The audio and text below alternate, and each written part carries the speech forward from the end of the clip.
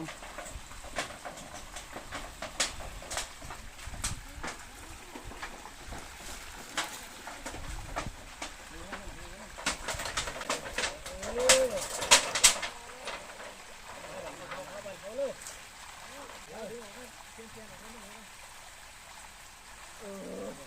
โอ้ยเนาะ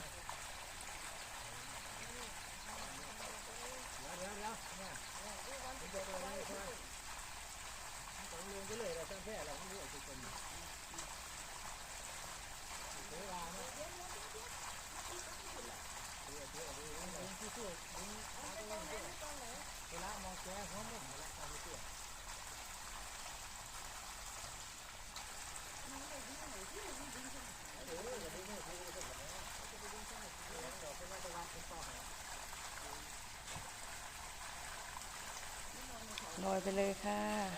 ได้แล้วเสียแล้วส่งเลย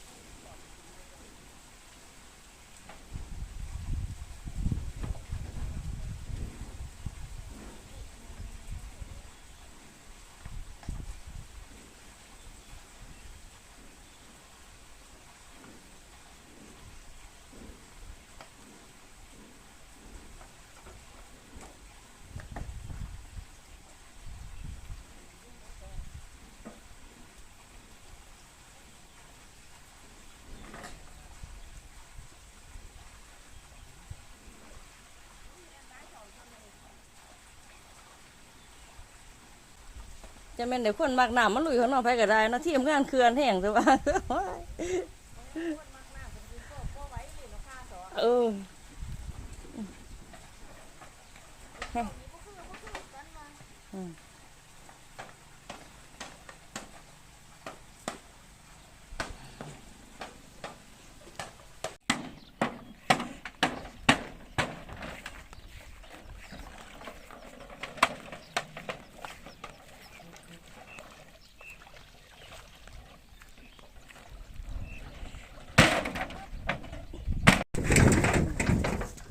บักหอยฮะกินได้ป่ะเมื่อคืนเพิ่งเมื่อจะเปลี่ยนหอยเต็มเล เลย ย นั่นล่ะ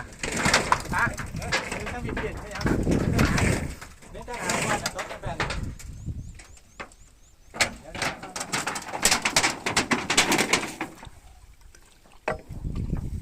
แล้วจะมีเปลี่ยนไม่น่าเอาออกปั้นตายเลย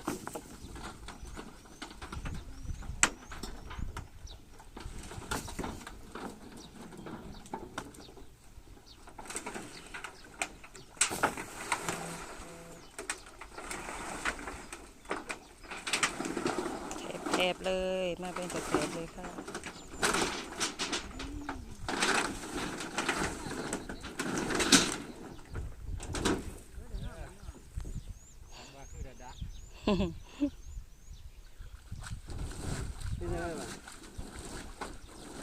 ล้างก้อนแม่อยู่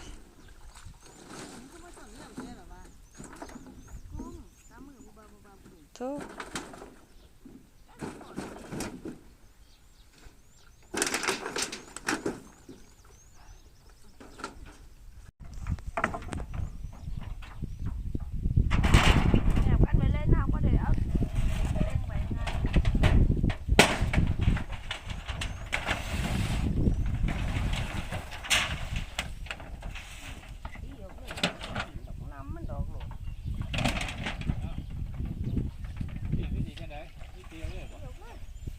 จะปิดก็ได้ตัว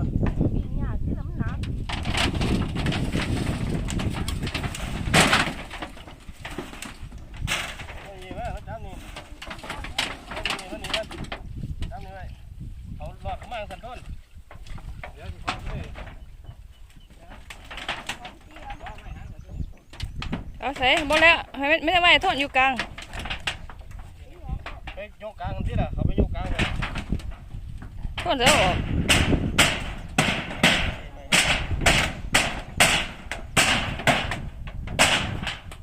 แถวกลางที่ตอกเนี่ย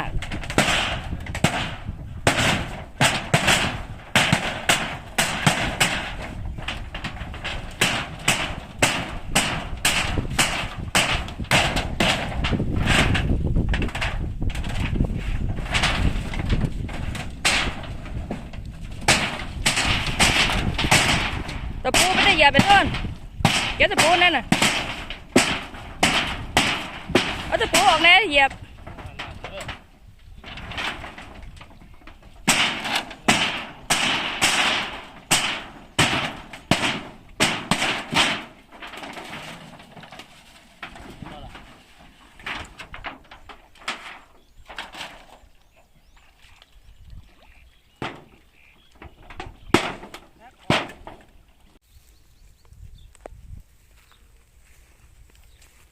เสร็จเรียบร้อยนะคะเสร็จเรียบร้อยค่ะแต่ว่าก็ยังไม่ได้เก็บใหม่ให้เรียบร้อยค่ะ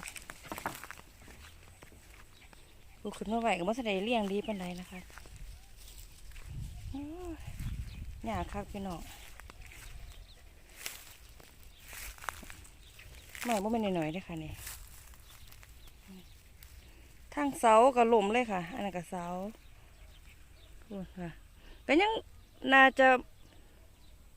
ไม่น่าจะบ่ทันได้เบิดดีนะคะน่าจะยังลงเหลืออยู่เดี๋ยวขอสิเก็บรายละเอียดอีกทีค่ะจะเป็นงุ่มหาอีกทีถ้าขึ้นมากก็ถือว่า90%นั่นแหละค่ะสังกะสีเอาละค่ะสำหรับคลิปนี้ก็พ่อแค่นี้ก่อนนะคะเด้อไว้พอกันคลิปหน้านะคะขอบคุณที่ติดตามรับชมนะคะสวัสดีค่ะ